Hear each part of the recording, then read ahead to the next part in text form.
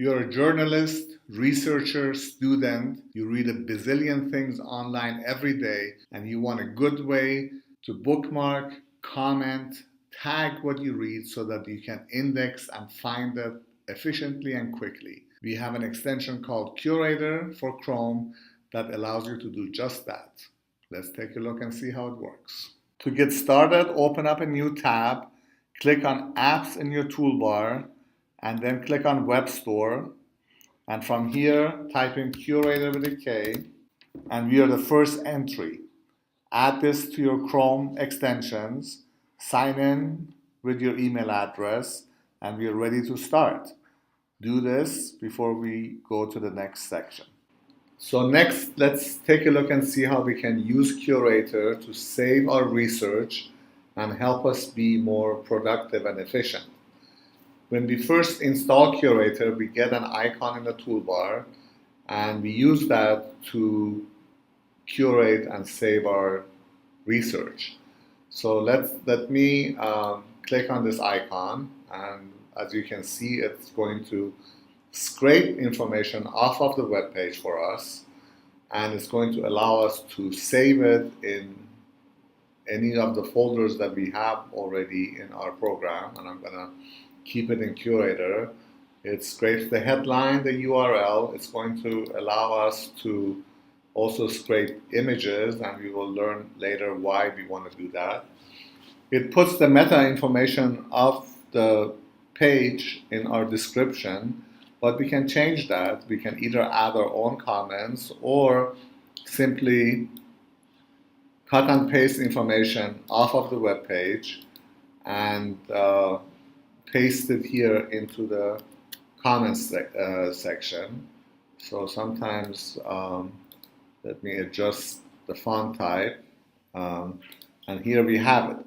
Next, I'm going to put in the publisher. So if it's in the list, and this is New York Times, we can choose from there, and if not, then we type it in. So here is the author, and it's really important to add meta information to your research, because later it's going to help you find information quicker, sort information in the folders, and help you be more efficient.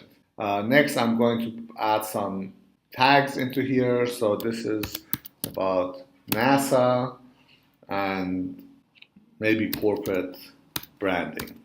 And I save it. And notice that after I save my content, the color of the icon changes, which tells me that that link has already been curated, and every time that I launch this page, I can basically come in here and modify my information. Next, I'm going to go over to a web document. So this is a marketing document I have. It's part of my Google Doc, but let's say that I'm doing some project and I want to keep it in a folder with other information related to my marketing. So again, I'm going to start the Kurator. It's going to scrape the information, and I'm going to modify the headline a little bit, A&P syllabus, right? And maybe take information that I don't want in there, and put the author here, Neil Patel, and then add some tags like marketing to this one. And obviously this one doesn't have any images, and that's okay. And again, I'm gonna leave it in my Kurator folder and save it. The next type of link I want to show you is a tweet. So let's say I'm a brand manager and I'm researching web clippers, and I want to see what people say about web clippers and learn what's important to them. So I'm going to save this tweet over here, my favorite part of Evernote, never lose something you found. So to save that, I'm going to click on the date icon. It's going to create a unique URL for me. And now I'm again going over to my Kurator, and it's going to scrape the description of the page into my description, the comments of the page I want to say. I'm going to maybe delete information that I don't want to have in there. That's okay. And if there are any images, I can add the image in here. And the title, I'm comments on usability for web clippers, right? And then here under tags, I'm gonna put in, let's see, I think I have Evernote in here. Yes. And maybe features or usability, so I can identify it again very quickly. And notice that it has also recognized the type. We can have different types of items. Scraped, it puts the author and it actually takes the Twitter handle for the person tweeting and adds it here to our Twitter. And this is really how easy it is to curate, but accessing it is really what sets Kurator apart from other web clipping solutions in the marketplace.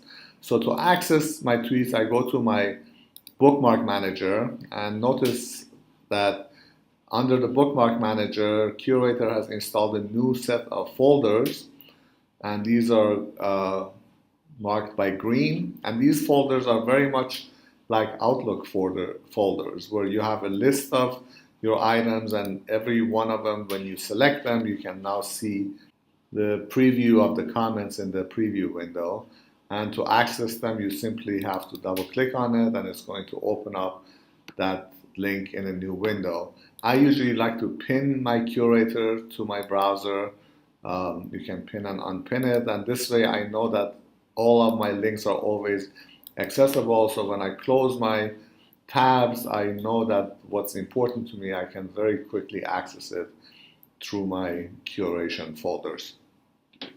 Now, inside of curation folders, you have now a set of columns. All your meta information allows you to very quickly sort your information, when it was published, who the publishers are, who the authors are, and what the tags are, and you can then filter the information. So if I want information on curation, maybe, and Evernote, and Kurator, and apply it, it's going to very quickly filter that information. It's gonna let me know with one glance, what, so I know these are tweets, this comes from my own website, this is from a site called DrumUp, and it makes it very easy for me to find information in my curated folder. Next, we're going to take a look and see how easy it is to share and publish your curated research, and then compare it to Evernote and OneNote and see what the differences are and why Kurator can be a better web clipping solution for you. With Kurator, you have two ways of sharing your research. Number one is you can simply export and import folders and share it with other Kurator users. And these folders will merge. So if you send this to somebody, they add some links and send it back to you, the same folder, it's going to merge with your existing research. And it's a good way to collaborate on projects. And as you can see, you're sending links with the entire comments and tags, so it's easy for other people to maybe follow your instructions. The next option is what we have down here called the curation tree. So you can create a file and publish it onto either a plugin we have for your own website or a public site called KBucket.com, which we will look into in a minute, that allows you to host your research. So to create a curation file, we basically click on curation tree, we say curation file. I'm going to call it curation and marketing. Right, I'll put some tags in here like content, curation, content, marketing. And you will know why these are important a little bit later. And then after I create this file, I can then go in there and I need to create a group. I'm going to call my group research. And then under this group, we basically will add curation pages. And these curation pages are the folders with our curated content. So I'm going to choose OA backlinks for one, and yeah, I'm just going to leave it at that. And then I'm going to create another one, another curation page. And this one, I have some marketing tools, and I'm going to add this. So now I'm simply going to um, export this file. I can export my curation file. As you can see over here, I'm going to put this under curation files on my system and save it. So next I'm going to go over to kbucket.com, which is our site, and you can create an account. I'm going to log into my own account over here, Karan at Optimal Access, and then my password, login. And then under my KBuckets, you can see that I already have a number of research pages. We call them KBucket pages. So to add our research to KBucket, we simply come in here, choose what we want to upload. Here's the file that we just exported, open, and upload. The progress bar tells us that we have 189 items in this research, and in a short time it's going to be uploaded to our website. So now we can simply click on view to look at the file that we just uploaded, and here it is. You can see that we have two channels, OA backlinks and marketing tools. Each one of the curated links is now in the form of a post. You know now why we uploaded images with the links when we curate them.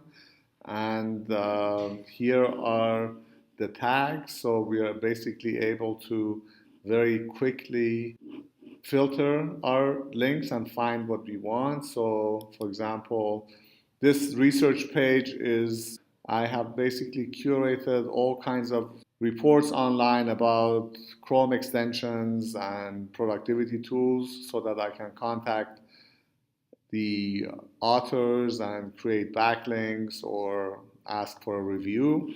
So here is all the articles basically that have are a list of different tools, 16 curation tools, 20 Chrome extensions, and with every tag that you choose, all of the related tags then will be another set of filters that we can use. So I'm going to choose all the lists that actually have the product one tab also as part of them.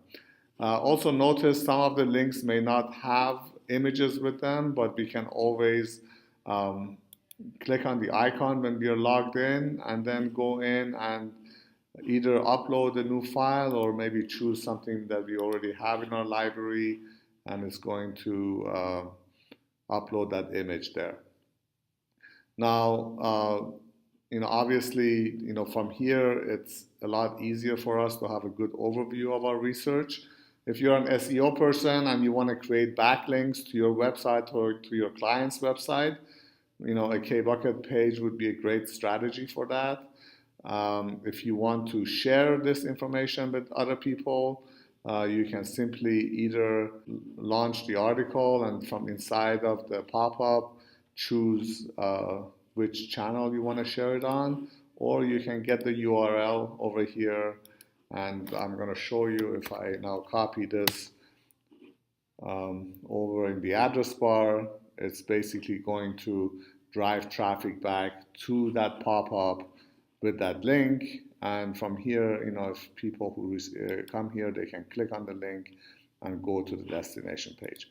So this is a feature of Kurator, the ability to publish your research into an online bookmarking site, research site for whatever purpose that you may have.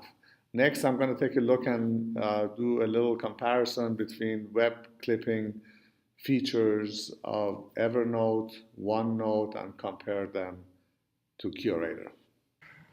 Okay, let's explore now the differences between Kurator and Evernote and OneNote for web clipping.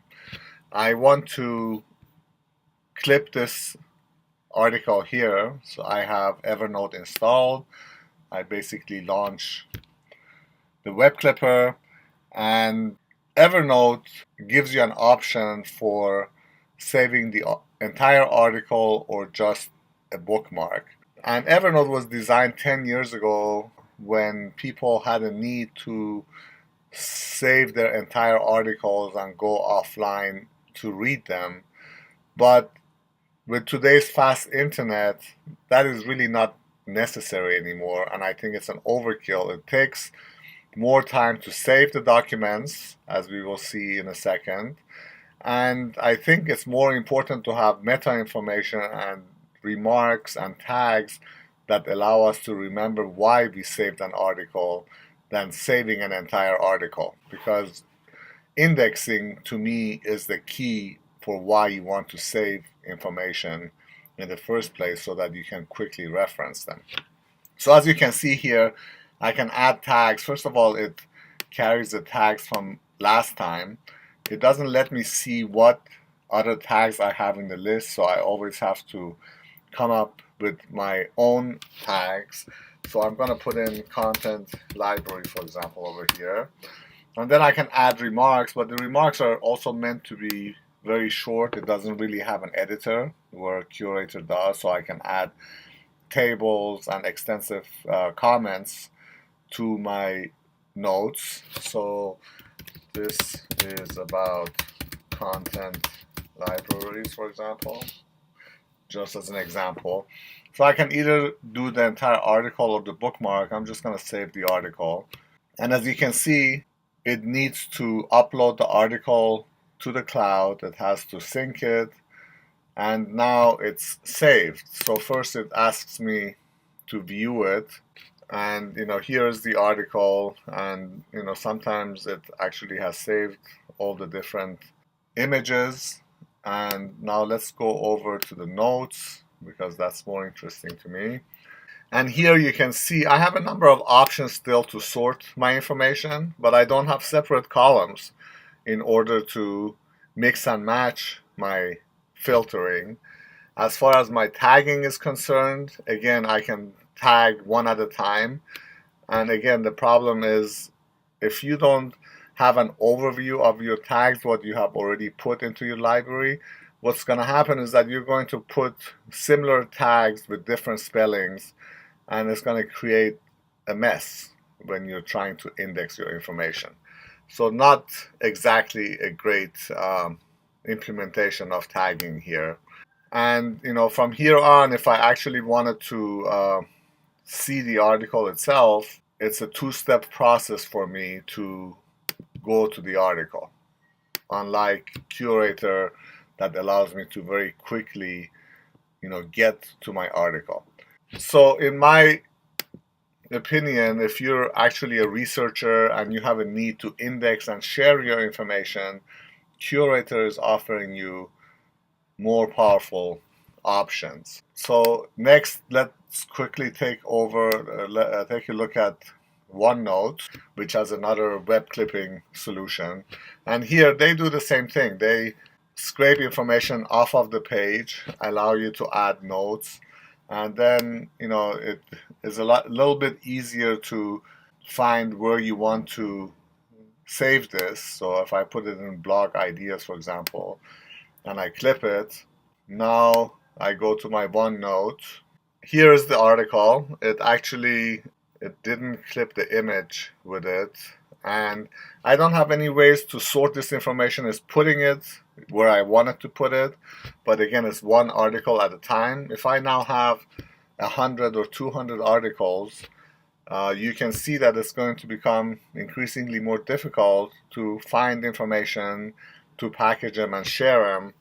And that really, as far as web clipping and managing your research is concerned, Kurator, it has a lot of powerful features that allow you to quickly index and find information that I believe will help you make you a lot more productive. I hope this has helped you.